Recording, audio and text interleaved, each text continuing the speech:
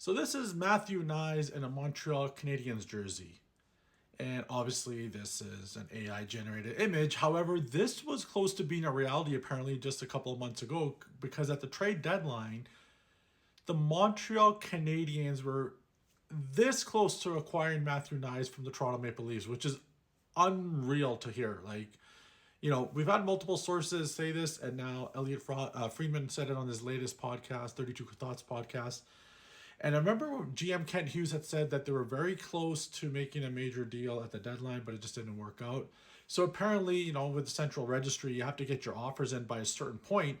And so Matthew Knies, apparently that's now the rumor that this was the deal that fell through for Montreal because they got it into the registry a minute too late. So Toronto was going to trade Knies to Montreal for a package that included Alexander Zborowski, who was like the Canadian second round pick, who's doing really well and is probably going to be a good player. Another prospect who was not Michael Hage or David Reinbacher. So let's point that out. It wasn't a top end prospect. And 2 first round picks. What in the world? Is that like Brad Treliving knowing that he's going to get fired and just wanted to blow up everything on his way out? Like, holy shit, that's crazy that was a package he was going to trade Knies for. Granted, we don't know the exact details, what picks in terms of all that, but I think it's irrelevant. It's easy to say that Montreal was not going to be a bottom 10 team anytime soon. They're a team on the rise. We saw that as much in the playoff run that they did without Matthew Knies or any of these aforementioned pieces being on the roster. But the fact that this was what was going to happen, oh my gosh, like the fact if Knies was on Montreal would have been mind-boggling. And I couldn't imagine what would happen in Leafland because this was a crazy deal. They're so lucky. And what's the logic for doing this trade? Knies is someone that you should build around. And if you're going to trade Knies, you sure as hell should be fucking trading Austin Matthews and William Nylander. Like, if you're going to blow it up to the extreme. I do not understand the fact, this infatuation with keeping Matthews around. I've voiced this before, and I'm going to keep voicing this. Trade Matthews. I don't understand the point, especially now. Let's say this deal had gone through, you made the trade, and got these young pieces.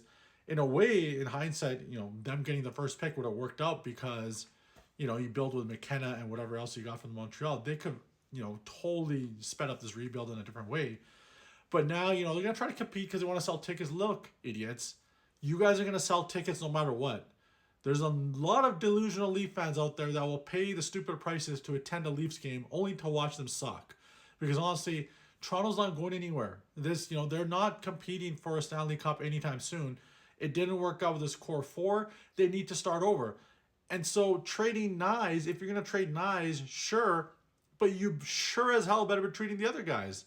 Morgan Riley, William Nylander, Austin Matthews. Specifically Matthews because he's got 2 years left. A team can have him for 2 playoff runs. And you might actually get a King's ransom because more so than the player, it's the name that carries value. Because I've already said before, and I'll say it again, Matthew is not a top 10 superstar in this league.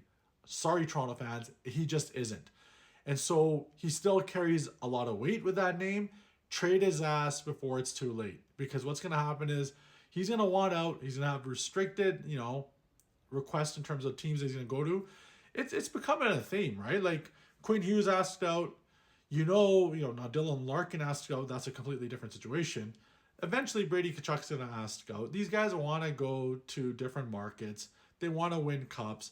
And in the current situations, it's not happening. And at this point, Matthews, his cap hit's too high. Trade his ass before it's too late. There's a lot of teams that might line up for him right now. But this was just mind-blowing that the 2 biggest rivals were looking at doing this kind of deal. I mean, what was it from Montreal? Holy shit, if they were able to pull this off, can you imagine how stacked this team would be? I get it. They need a second-line center to truly address their biggest need. But adding another power forward in Knies was not going to hurt you guys. He also would, add to their wicked cap structure that they have with guys under great deals for the long term. Knies' contract is going to age well in that sense. Unless, of course, Toronto totally messes him up and ruins him too.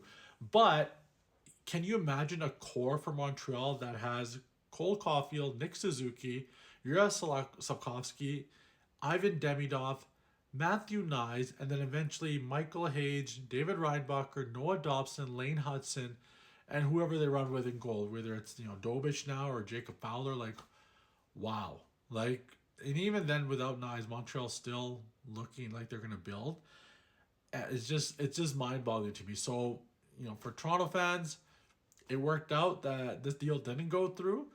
And I mean, wow, it's just crazy because if that's the rumors, if those were the rumors and they're true, holy shit, Toronto, you dodged a bullet, and Montreal, man, I don't see that deal happening now. There's no way Chayka's gonna do that now. Tree Living clearly wanted to blow shit up on his way out, but it's just crazy to think that this was a strong possibility. It's mind boggling. Catch you guys later on the next one. Peace.